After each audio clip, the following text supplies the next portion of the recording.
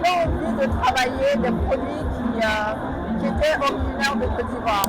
Je vis en France et je trouvais qu'on n'était pas assez représenté. Le cacao, oui, mais le café, non. Du coup, je suis allée me former en caféologie.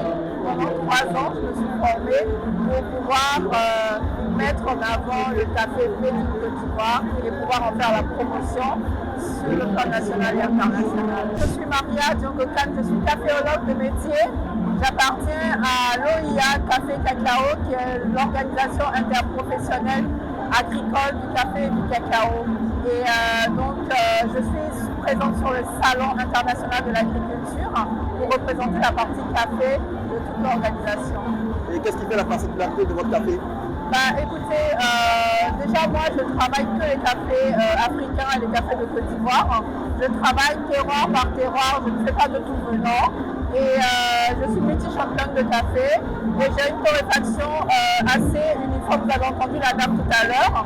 J'ai une torréfaction qui est claire, qui fait que mon café n'est pas amer, il n'y a pas cette amertume, on ressent bien les arômes du café. Et comme je les sélectionne, j'interviens à partir du moment où la cerise elle commence à donner jusqu'à la torréfaction. Donc je maîtrise en fait toutes les étapes pour pouvoir produire un café qui soit agréable à déguster. Et d'où est venue l'idée de créer Rituel Café qui est votre entreprise? L'idée est venue parce que j'avais envie de travailler des produits qui étaient originaires de Côte d'Ivoire. Je vis en France et je trouvais qu'on n'était pas assez représenté. Donc le café et le cacao, oui, mais le café, non. Du coup, je suis allée me former en caféologie.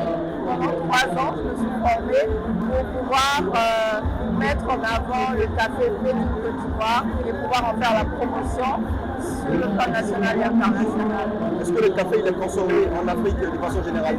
Oui, le café est consommé en Afrique, mais il n'est pas suffisamment consommé parce qu'il y a une méconnaissance du café. Donc il y a tellement de préjugés là-dessus et c'est pour ça qu'il faut faire énormément d'événements, il faut être partout où 2 personnes sont réunies, il faut qu'on soit présent justement pour pouvoir montrer les bienfaits du café, pour pouvoir instruire les gens sur le café et puis les amener à dépasser ces préjugés. Et qu'est-ce que ça fait de voir la Côte d'Ivoire participer à ce salon en tant que pays à l'honneur? Écoutez, déjà la Côte d'Ivoire a l'habitude de participer au Salon international de l'agriculture. Depuis des années, on est présent tout le temps. Mais d'être pays à l'honneur, ça veut dire qu'on reconnaît notre savoir-faire.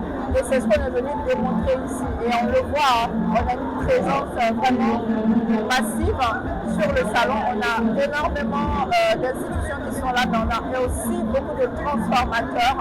Donc on veut montrer que la Côte d'Ivoire ne produit pas seulement des matières premières, mais elle va jusqu'à la transformation de ces matières premières. Alors pour rappel, vous avez reçu le prix d'excellence à la Alassane Ouattara. Qu'est-ce que ça fait de voir que votre café est reconnu et valorisé? Déjà, de mémoire, je pense que c'est la première fois que le café est aussi valorisé à ce point-là. Moi, je suis venue sur la Côte d'Ivoire en 2021. 3 ans après, je suis prix national d'excellence. C'est quelque chose de magique. Et je suis devenue prix national d'excellence parce qu'avant ça, j'étais le prix Marie-Laure d'Ivoire.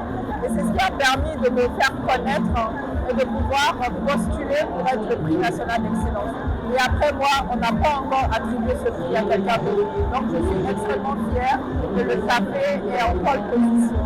Quel est votre dernier mot? Écoutez, venez nous voir au Salon international de l'agriculture. Venez découvrir les potentialités du café. Venez découvrir l'organisation interprofessionnelle agricole Café Cacao.